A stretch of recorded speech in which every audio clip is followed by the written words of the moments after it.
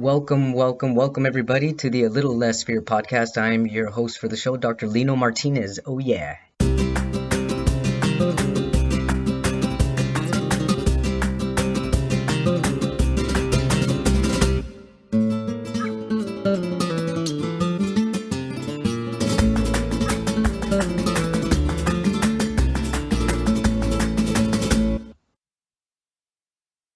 Welcome back, everybody, to the Little Less Fear podcast. Today, I would like to introduce Jim Huling.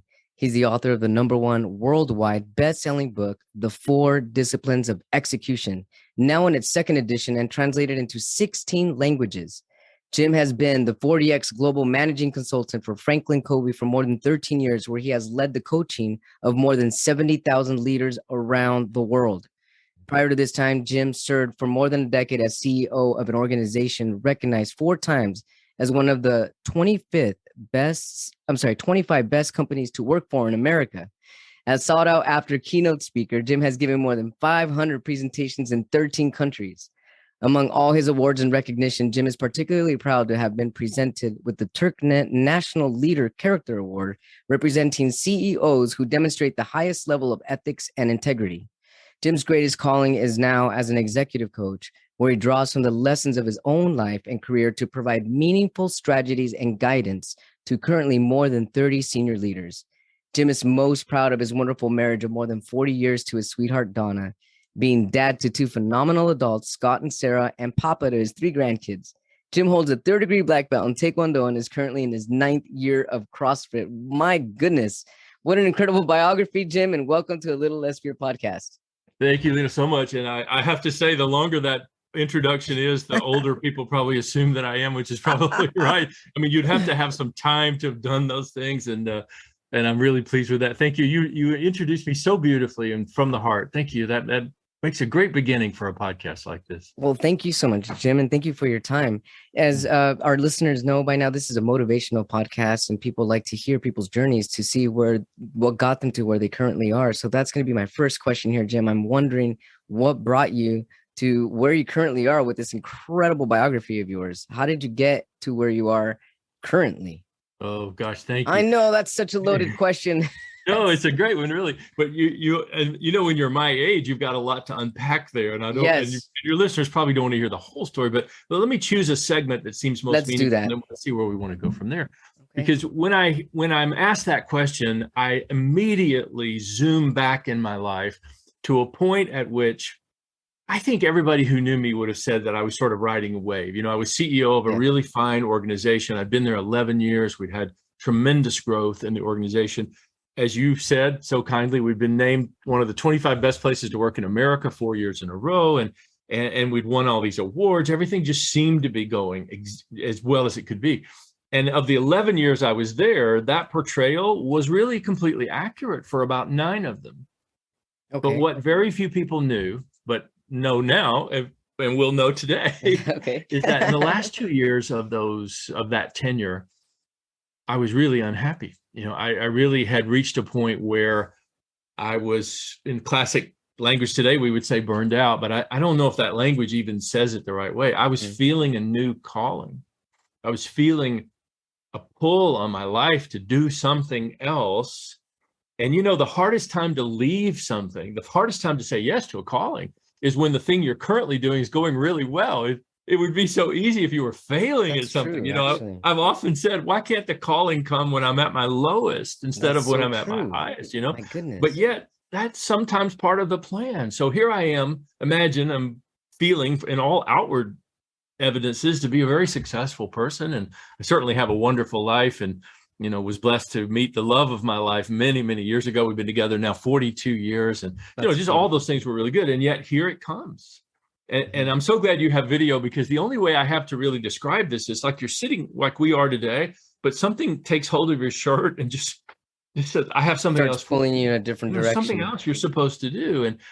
And so I came away from that realizing that the hardest thing in the world is to let go of a thing that seems to be working in order to embrace something that may be better. And So later in this journey, I found this incredible quote by Joseph Campbell, who, I'm sure you know, but Yeah. perhaps some of your listeners know, is a great mythologist, great professor, philosopher, one of the world's great minds to have ever lived. And he said this powerful thing, and I'm going to try to say it as accurately as I can, but I hope your listeners won't hold me to an incredibly high standard on this. But he said, sometimes we are called to give up the life we've created in order to have the life we were born for.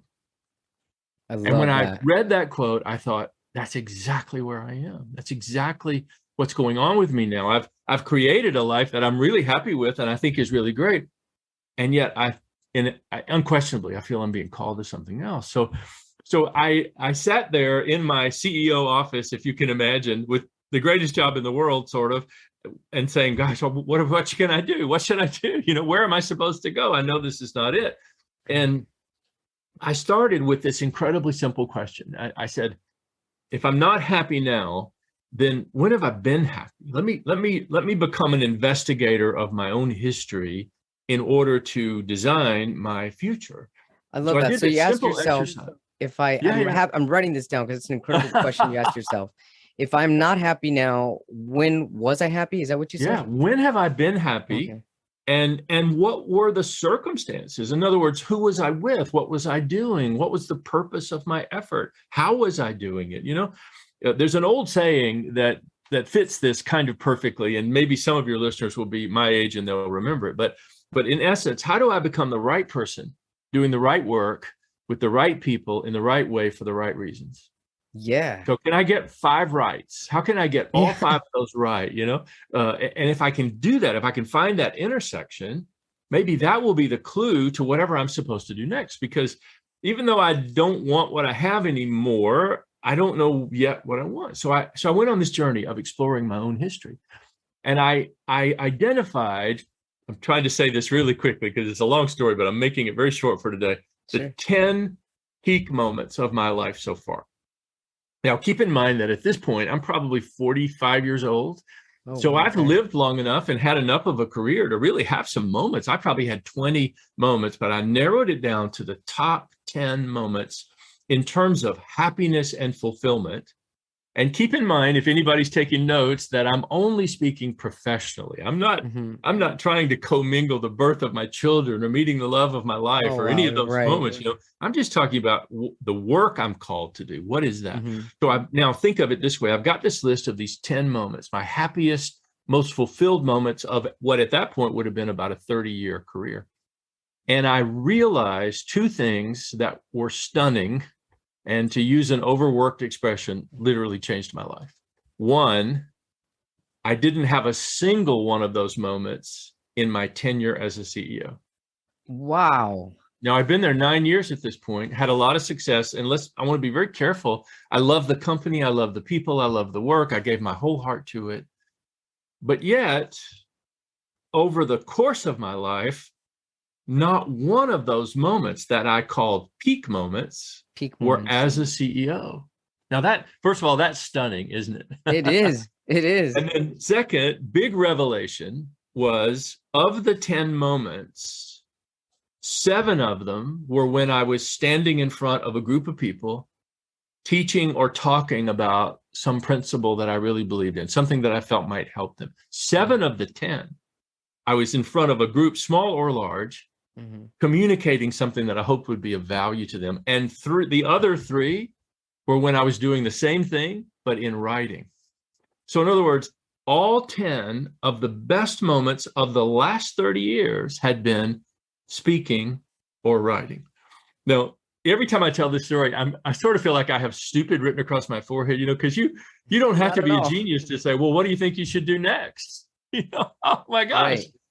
So I knew what I should do next, and I don't take any credit for that, guys. I say because I think it's very obvious. But to finish that story, the one thing I am proud of, and every day I say a prayer of gratitude for, is that I was willing to act on that revelation. So I literally, within a course of a short period of time, exited the CEO role and went in search of this next chapter. I am not a risk-taking person, but in this moment, I was given some kind of divine courage. I don't know. I just went out into the world and said, I'm so sure this is what I'm supposed to do, that if I take a step forward, I think the universe will respond to what I'm doing, you know? So I took this step forward. I opened up a little business. I wrote a small book about how to merge a great career and a great life, long before that was a fashionable topic to be writing about. And I sort of hung out my shingle as a person who would coach and help others. And I was in that business for 7 days before I got one of the most important phone calls of my life. My friends at Franklin Covey called and said, "Hey, we hear that you've decided to embark on a new chapter and that you're going to be speaking and writing." And they said, "You know, that's kind of what we do over here. Wow. How would you like to come and teach leaders all over the world?" That's incredible, Jim. I'm telling you, I still, the hair on my arms are going up right now. And this is a story that's almost 20 years old now, you know, but it was an amazing moment. It's amazing, the moment, because it illustrates to me something I remember my dad saying to me. And maybe lots of dads have said this to lots of kids, you know, over the years. I don't know. And moms too, by the way. But my dad said, life is a lot like chess. You have to move, and then God moves. And I remember I lost my parents when I was very, very young. I was 20 years old when my parents died. But I remember this saying of my dad. He's saying, it never works the other way. Wow. You have to move, and then God moves. You have to start. And to this day, I remember. So here I was all these years later, you know, making a move. And then sure enough, here came the greatest company in the world, in my opinion, who teaches the greatest life-changing content in the world. Again, in my opinion, with total bias acknowledged, saying to me, "How'd you like to come work for us?" My goodness. It's an unbelievable story, isn't it? That is an unbelievable story. And that started a 14-year chapter of my life in which I got to be part of the greatest company on earth, Franklin Covey. And I had the privilege of writing 2 wonderful books that both became worldwide #1 bestsellers on Amazon. In fact, they held the #1 position for a number of years on Amazon globally. And because of that, I got to travel all over the world and share my thoughts and with them. So I hope I'm sure that's too long of a story. Not at all. But I hope it gives you something to us to start with, you know, as friends. That's the miraculous journey of my life. And maybe if time permits, I'll tell you a little more about what I'm doing actually today. But that's really the pivotal story from which I drew a lot of things that I now get a chance to help other people with. So basically, Jim, when you left the job where you were actually doing really, really well at, you followed your heart, you followed your inner desire, you trusted and you had faith and you believed that God was going to open the door for you, and you went in blindfolded, but geez, within 7 days, which is a lucky number, incredible holy number as well, you got the call. And so you took the leap of faith. What do you tell people when they are in that situation? Yeah, I love that. What a great question.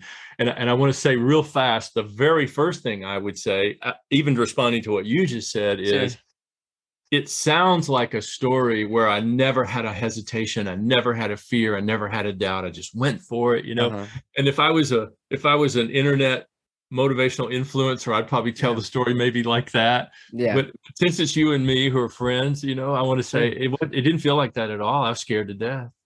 I was praying every day, and I was afraid I wasn't going to find what I wanted to do. And I had walked away from what a lot of people in the world would think of as great security.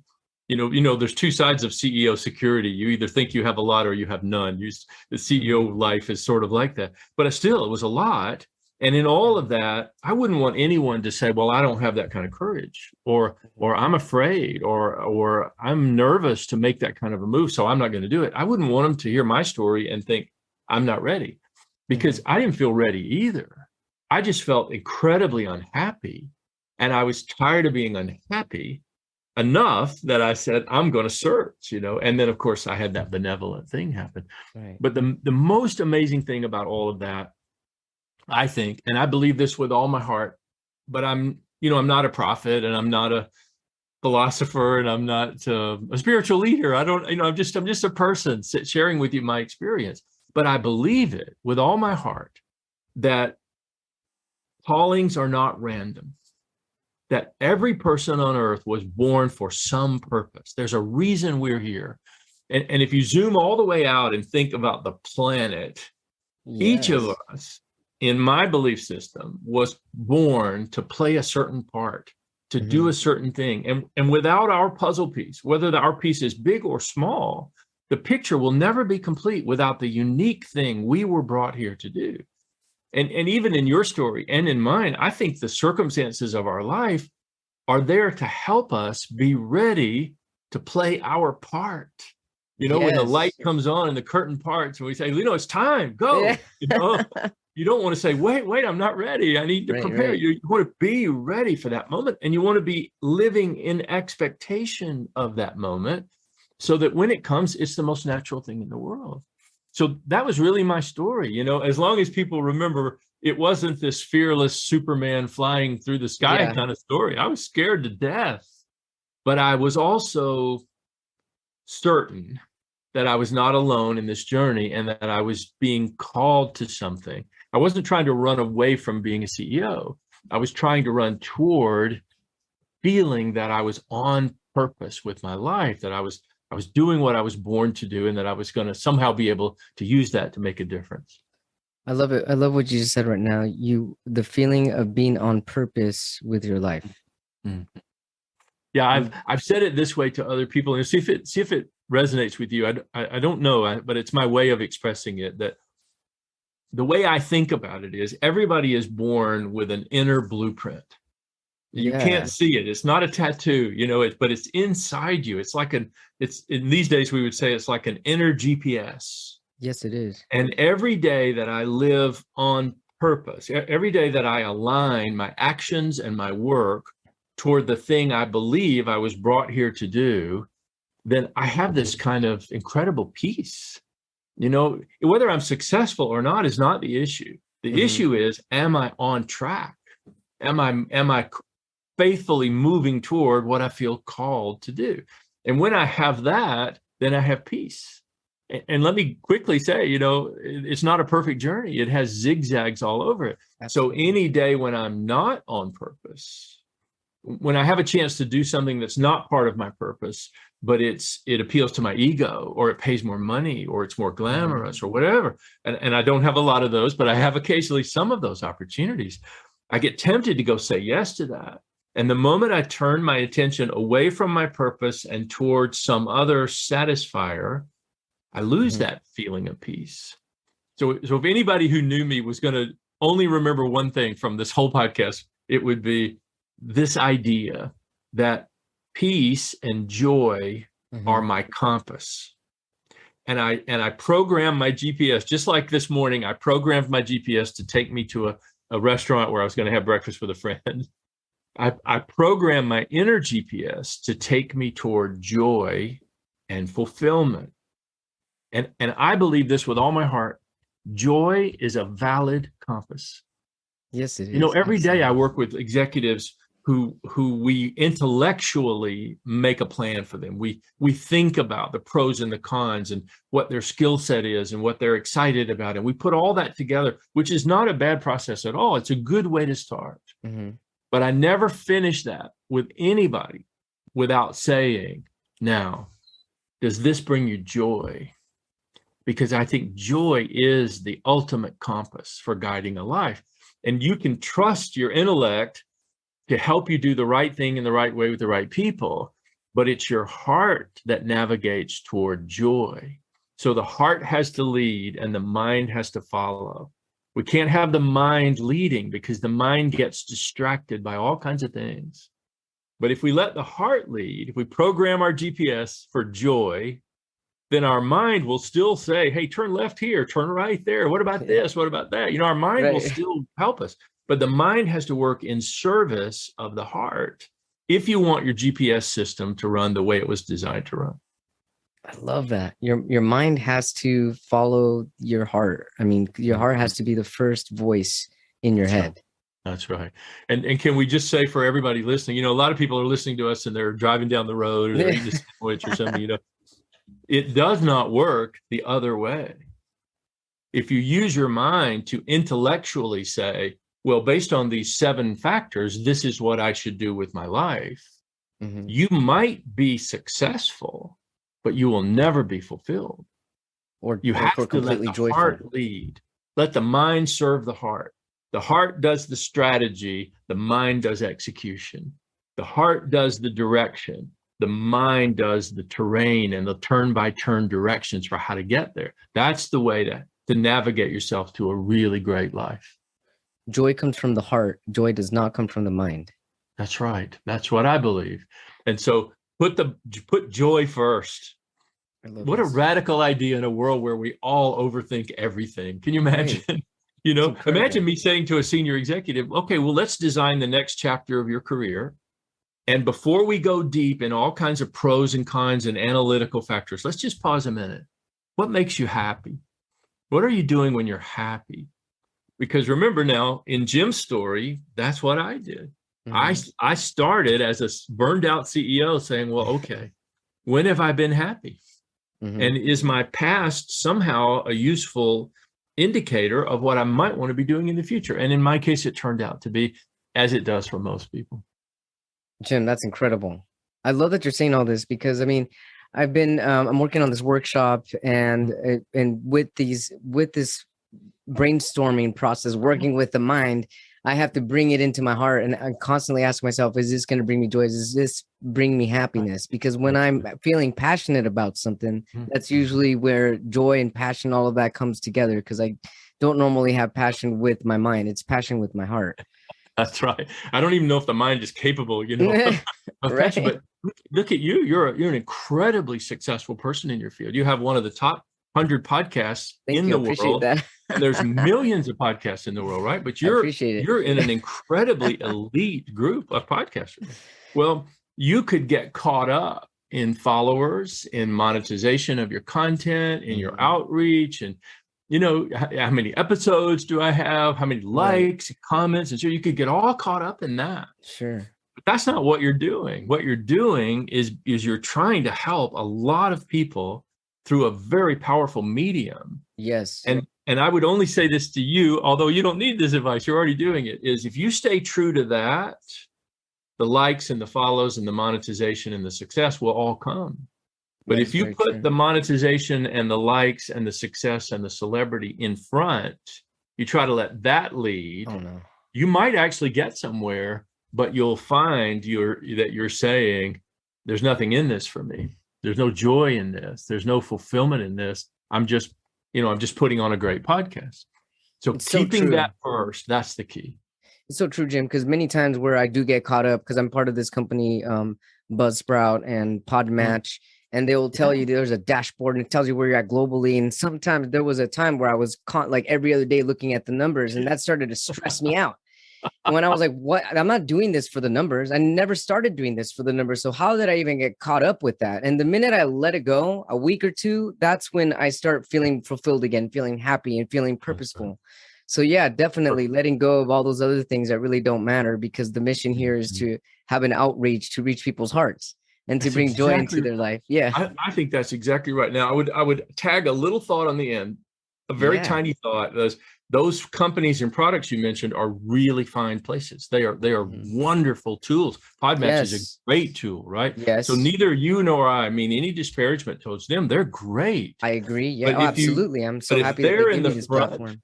If you put that kind of stuff in the front and hope that the fulfillment and the joy will follow, you've got a flawed equation. Yeah. But if you put the joy and being of service to a large number of people in the front, you'll find you have all of those things come as a byproduct of doing the right thing in the right place in the right way with the right people for the right reason. If you can do that, you'll have all the followers you want. You'll monetize in a powerful way, and you'll reach a lot of people. I love that, Jim. Jim, tell us about your book, The 4 Disciples of Execution. Yes, I wish it was The 4 Disciples. That'd be a great book. 4 disciplines of execution. Oh, did I say disciples? No, yeah, it's very close. I did. Oh, no. And you should see the word discipline in other languages. Looks really weird. It looks like disciple. Yeah, it looks just like disciple. Come on, no problem. But I'll tell you a very interesting thing. So first of all, I wrote this book with my dear friend, Chris McChesney, and we formed a kind of partnership that we both agree was a divine intersection. Two life paths came together at the right moment for a purpose. We were both supposed to write this book, and we both agree that neither of us could have written it without the other. So it is truly, Dr. Covey used to talk about 1 + 1 = 3. as a representation of synergy, what synergy really means. Well, that's what Chris and I have. 1 + 1 = 3. And this book became a product of that.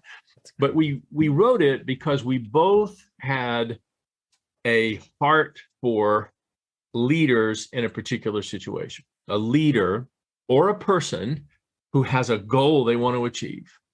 And if you're a leader, maybe you're saying, I want to take my team to a new level. I want to take my company to a higher valuation so we can go public, or I want to expand my customer base. Or if you're an individual, maybe you're saying, I want to run a marathon this year, or I want to achieve, some goal in my community. I want to help a lot of people. So no matter whether you're a leader in an organization or you're an individual on a personal goal, you have the same dilemma. Making a plan is so easy compared to executing the plan. That's for sure. And I mean, here we're recording this in mid-February, where all New Year's resolutions go to die. It's mid-February. There's a big graveyard somewhere, right? So everything you said on New Year's Eve, everything you said, this is the marathon year, I'm doing, or I'm hitting this goal this year with my team.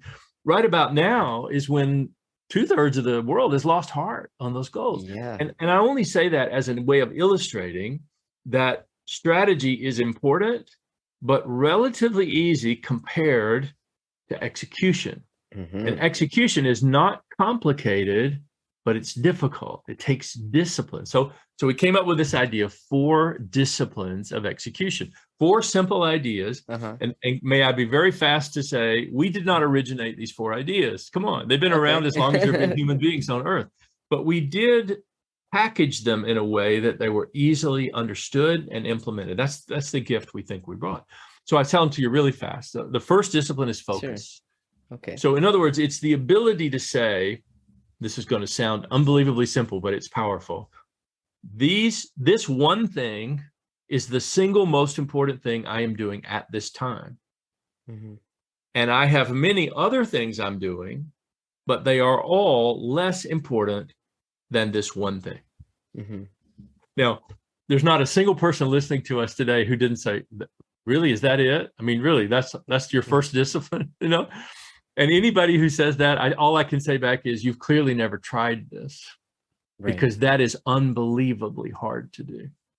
So the first idea is, let me separate the thing that matters most from everything else that matters. And we like to call that a wildly important goal, or a WIG for shorthand. And Jim, do you usually have people write it down in the order of importance? Like they've got 10, 15, 20 things, and then you kind of just have them go in order of what? It's the easiest way of getting the mind engaged, is if you make a list of 10 things and narrow it down, as opposed to saying, well, I'm just going to sit here in my chair until the one thing becomes clear. It usually doesn't work that way. But to write out 10 things and then narrow it to 5, and then go from 5 to 3, and then go from 3 to 1. And I want to promise everybody who's listening, the journey from 3 to 1 is the hard part of the journey, right? It's not very hard to go from 10 to 5, honestly. But 3 down to 1, oh my gosh, Yeah. So, but the idea is simple, that it takes about 80% of our capacity just to sustain the life we've already created. We've got work and kids and family and meals to prepare and, exercise. We got everything in the world we got to do. It takes about 80% of what we've got. So we start with just a little bit of capacity to do something new. We only have a little bit, because the rest of it's already accounted for, right? In the sustaining of our lives. So if you think of it that way, if you only had this little slice of untapped capacity left, then how many ways are you going to try to divide that? Like, it's only this big, say it's 20%. Well, if I try to have 3 goals, then I can only give each one about 30% of my capacity. So I'm already spreading. If I try to have 10 goals, I can only give each one about 2% of my, it's meaningless. So in other words, the key to focus is realizing that you have a limited capacity to begin, and you will get the greatest results if you apply all of that capacity to the thing that matters most. So just separate it out, draw a line down the middle of the page. Most important goal here, all the other goals over you're here. not saying it's not important. You're just saying this is most important at the moment. Exactly. And we're not saying only have one goal, but we are saying only have one most important goal at a time. That's number one. No, I number love two that. is really simple. Okay. Number two is based on the idea, there's a Buddhist idea of right action, which means I do the Yeah. right thing in the right place for the right reasons. You're familiar with this, I know. Yeah. We have a very similar idea, which we refer to as the principle of leverage. Okay. And it's as simple as this. If you're trying to achieve a goal, Mm-hmm. don't do everything you can think of. Okay. Don't do it. Because if you spread yourself across 15, 20, 30 actions to try to achieve the goal, excuse me, each action will only get a little tiny portion of your energy. Okay. So instead, find the one or two things that are the true drivers of your goal and put all of your energy on those, double down on those. So, excuse me, if you're a salesperson, you might say, well, okay, my most important goal is to hit my new record in sales. Well, what are the actions that are the biggest drivers of that goal? Well, maybe that's face-to-face meetings with customers, or maybe that's powerful presentations of our offerings, our product offerings, capabilities, and benefits. I don't know what it is, but the way of thinking is to say, what are the two things possibly that are the true drivers? Now, I'll give you a very fast example. We have a lot of hotels around the world that have used the 4 disciplines, and many of them are using it to achieve a goal of guest satisfaction. Well, one of the biggest drivers of guest satisfaction is cleanliness. Nobody gets a great rating if the hotel's not clean. Right? Yeah. I mean, even if the food's great and the bathroom's dirty, you're not giving it a high score. So cleanliness becomes powerful. Well, one of our biggest clients found that the action that drove cleanliness was double cleaning the bathroom mirrors every day. In other words, getting world class about the cleanliness of the bathroom created an impression that the whole hotel is amazingly clean. And so that became an action that had a big return. Whereas the same kind of action on something else might not have brought the same return. So that's the idea of the second discipline. Find the one or two things that drive your goal and put all your energy into them instead of spreading yourself across 10 or 20 or 30 actions. Third discipline, I'll speed up a little bit. I think I may be taking too much time. Not at all. Third discipline is the discipline of engagement. So now remember, we've only talked about 3 simple things so far. Focus, that's number 1. Leverage, that's number 2. Finding actions that yield big results, leverage. And then now discipline 3 is about engagement. And here's an easy way to remember those. Discipline 1 is about what you're trying to do. Discipline 2 is about how you're trying to do it. And discipline 3 is about why you want to do it. So discipline 3 is in the mind-heart connection. Discipline 3 is the heart. Discipline 3 is, why does this matter? Why do I want to do this? What good will this do in the world? And I like to always say a lot. I probably say it too much. I'm a huge fan of money. I think money is awesome. And I frankly like to have all the money I can get, and I bet you would too. Yeah. But I would also say that money is not a sustainable source of fulfillment. I mean, how many stories do you know of unhappy rich people? Oh, yeah. Right? You know, hundreds of them. You see them on the news every night, So this is the discipline that asks you to engage with this goal at the level of why it truly matters. Why is this something you care about? You will always work harder for the things that you believe in than you will for the things you simply get paid for. You always will. You'll always find a deeper source of energy and passion for the things you believe in than you will for the things you simply get paid for. Getting paid for something is sort of the lowest bar. It's honorable. There's nothing wrong with it. It's honorable. It's good, And let's all get a raise this year. I hope I do. It's all good. But let's also call it what it is. It's the lowest level of working. And the higher level, the more sustainable level of working comes when we believe in what we're doing, when we believe that it matters. So that's the third discipline. And then the last one of all is the discipline of accountability. So for anybody keeping notes, focus, leverage, engagement, and we finish with accountability. Now, you have to say this real fast or people turn off the podcast, Leah, accountability, is often gets a bad rap, I think. If your boss calls you on the phone and says, hey, can you be in my office at 8:00 tomorrow morning? We need to have an accountability meeting. There's no way that you're going to go, yes, I can't wait. Yeah, right. No, you know what you're going to do. You're going to think, oh no, I'm in trouble, or I've done something, whatever, right? But that's really how accountability gets a bad rap, because accountability is also that characteristic where we inspire each other to be and do the very best we're capable of doing. You think of it like a coach and an athlete. You know, when we're just finished football season, so let's use football as a metaphor. When the athlete fails to catch a pass and runs over to the sideline, and the coach is all over him and saying, you ran the wrong route, and you didn't turn your head, and your eyes were in the wrong place, you didn't have your hands up. All the things I've taught you, you didn't do any of the things I've taught you. You know, and the coach is animated and says, I don't ever want to see you do that again. When you go back out on the field, I want everything to be the way we taught you to do it. You know, is that coach being cruel to that athlete? I'd say no. I'd say that coach, that's love in action. That is that coach stepping out passionately to make an impression on the mind of this athlete so that the athlete can get better. And if the very next play, the athlete catches the ball and makes a touchdown and wins the Super Bowl, you think anybody's going back to that coach and saying, hey, thanks for coaching him? So it's not. So that's why I know it's from love, because there's no award given for the best advice ever given by a coach, you know, but there's an award given to every athlete who wins a championship. That's so true. That's right. So true. This coach is actually demonstrating love and care in that moment, even though they're animated or they're angry or they're doing everything they can to get through to this athlete so that the athlete can get better. Well, that's what true accountability is. And true accountability is inspiring each other to do your best. To do your best and to become your best. Yeah. So accountability is also, you saying to me, hey, Jim, I see that if you're my coach, you say, I see you're off your nutrition plan. For the last 4 days, you've been off your nutrition plan. I thought we agreed you were really going to stick to this time. And I'm like, oh God, no, I'm so sorry. And I wish well, okay.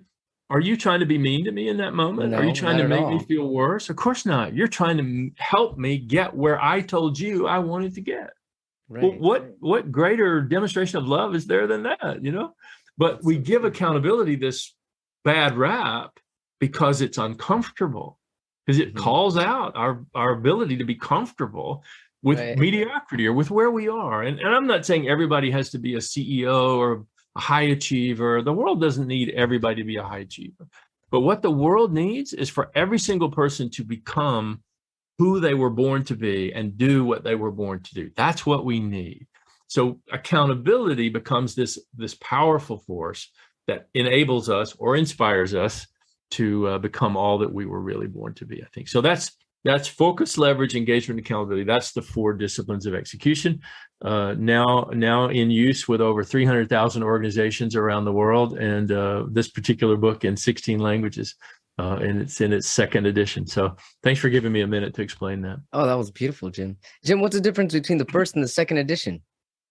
Well, boy, what an astute question. The 1st edition was primarily directed toward leaders of teams with a sideline application to your personal life. Nice. The 2nd book was written with a new 30% new material written for leaders of leaders. Wow. With still the same ability to do it. So I'll tell you, when we finished the 1st book, one of the things we realized somehow in the 300 pages of a best-selling book we had missed is that there is a real difference in the skills and the techniques and the motivation used to lead a team versus leading leaders.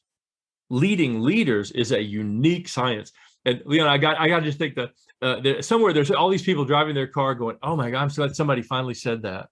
Yeah. Because leading a team was so simple, and now I'm leading a bunch of leaders, and this is really complicated. So the 2nd edition, its most unique aspect is it has a whole section dedicated to the art and the science of leading leaders, not just leading teams. What's the greatest challenge of leading leaders versus leading teams? Yeah, yeah. Well, I love that question. And now we have about 3 hours for me to answer that. No, Okay, no, how I'll about give it to two, you. one or two Yeah, great yeah. challenges? Oh, you're so kind. No, I might take you up on that. No, it's really easy to say in a simple way. Okay. The single greatest challenge is that when you lead leaders, the leaders you are leading have a higher expectation of autonomy, of involvement, of ownership. In other words, people on a team are sometimes quite content for the leader to give clear direction and everybody on the team go and do what the leader has suggested. And that's not to say the team doesn't have ideas and they don't participate. I'm not speaking of it autocratically, but I am saying that's kind of the basics of how most frontline teams work. Well, leaders of leaders have a whole different idea. Leaders of leaders appreciate being given a clear direction or a clear goal to achieve, but they want a high degree of ownership in how that goal is approached and how it's measured and what the tactics and techniques are going to be.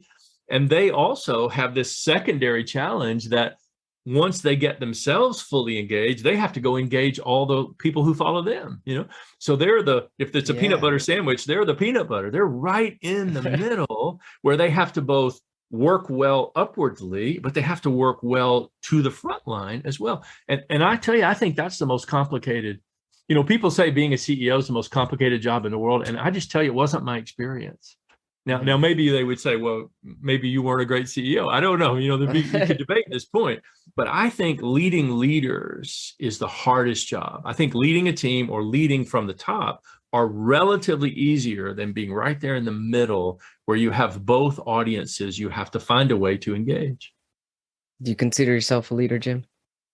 I want to say yes, but I would tell you this. The definition that says if you want to know if you're a leader, there's 3 ways to know if you're a leader.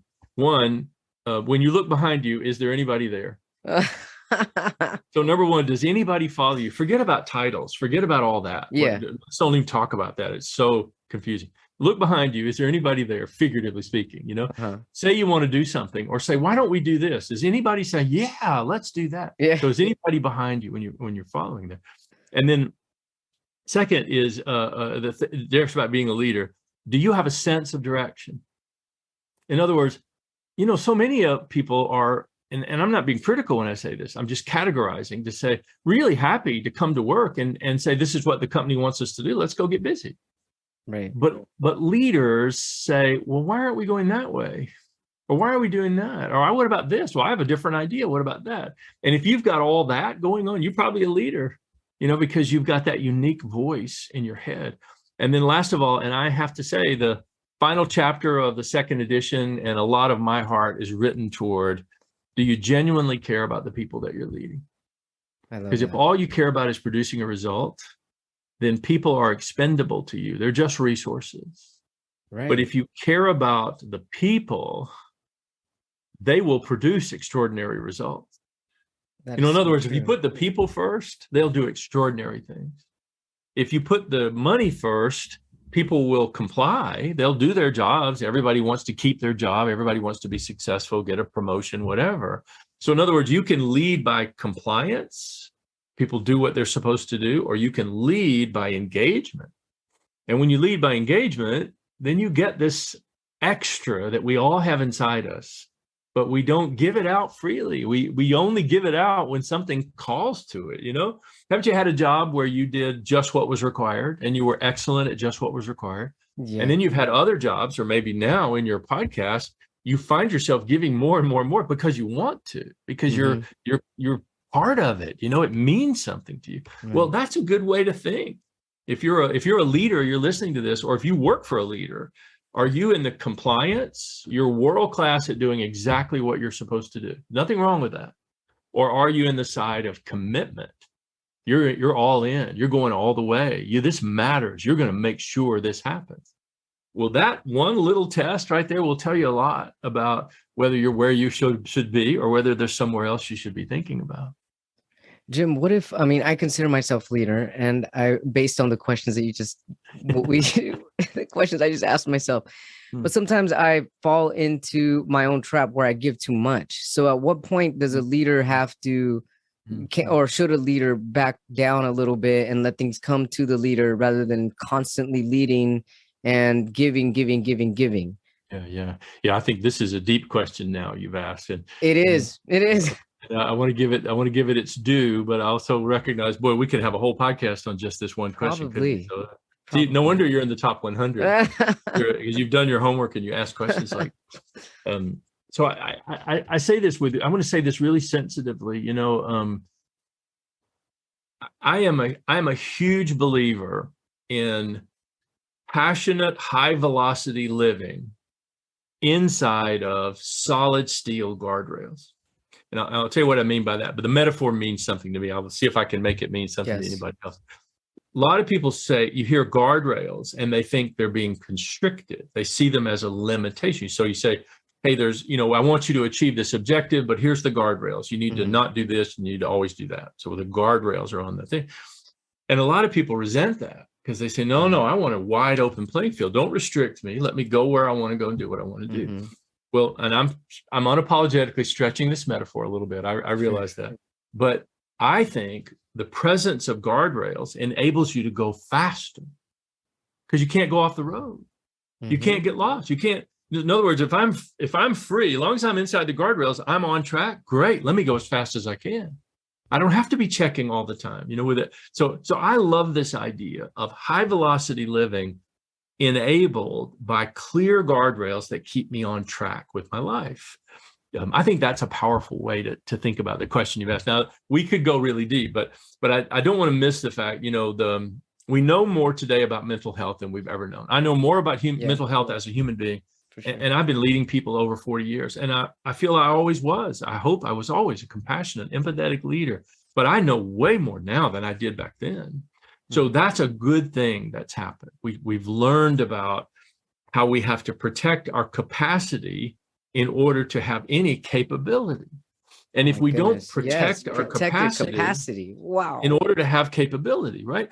So in other words, a person who gets clear about how much they want to work or what way they want to work or in what environment they need to work or gets clear about how to take care of themselves, whether it's as simple as nutrition and hydration or whether it's something more complex, are often accused of being selfish. And people will say, well, gosh, you're so picky about what you eat and you exercise every day. And you do all these things. You're just so self-centered. Your whole life's about you. And I would say it's not. That's not true. Because I do these things, I do all those things I just mentioned in order to have the capacity to be of service. Exactly. And to me, my greatest nightmare is I come to a moment of service where I realize I could really make a difference and I don't have any capacity left. I'm exhausted. Right. I'm tired, or even worse, I'm hopeless. I'm cynical. I got nothing left. So I'm sorry. I know we're at a pivotal moment, but I can't help you. Now that's my nightmare right there. Oh yeah. So I protect I do all those things. I drink a gallon of water every day. I get 8 hours of sleep. I take my supplements. I do CrossFit, as you said, 3 days a week. And I do those things, not out of selfishness. I do them because I'm on a mission with my life. And I'm not trying to be dramatic. There are more important people in the world than me. I'm not saying that, but I am saying I got a sense of my purpose. I know what I'm supposed to be doing. And imagine here I am today. I'm being interviewed by one of the top 100 podcasts in the world. What if I was tired? What if I was just like, oh man, I didn't eat any lunch today and I just slept late last night. I'm not really feeling my best. So here's an answer. I hope it's good enough. I would miss this whole opportunity that was given to me today to reach millions of people because of you. So I protect my capacity and I reject anybody's judgment that I'm being selfish because I take good care of myself. I reject that because I know what I'm doing. I'm preserving my capacity so that I can have capability to fulfill my purpose on the earth. I think that's how that works. And I hope everybody that hears me sort of stood up straighter just now and said, hey, wait a minute, that's right. That is right. I love that. Conditioning yourself. I always say that because I meditate every day and I do like a chakra meditation and I walk as much as I can. And when I'm doing that, I often tell people, well, I'm conditioning for the life that I'm preparing for. Yeah. I mean, think of athletics. It's a beautiful microcosm. I know you can talk about things that are good and bad about athletics, but at its heart, athletics is a noble thing. It It is the is. striving to use the gifts you were given at the highest possible level. Right. So sure, if I'm out walking, I'm not just walking. I'm not just walking to have a pleasant life, and there's nothing wrong with having a pleasant life. Right. But I'm walking to build my capacity so that I have capability. I want to be able to serve when the moment arises. I don't want to fall short and have a moment when I could have done something I'd be proud of the rest of my life. And by the way, I keep talking about work, but what about with my kids? I want to be a world-class dad. I want to be a world-class husband. I want to be a world-class friend. So what if I have a moment and there we are? The moment is here and I don't have anything left. I'm empty. That's my nightmare. So I'm fierce about protecting my capacity to be able to be of service.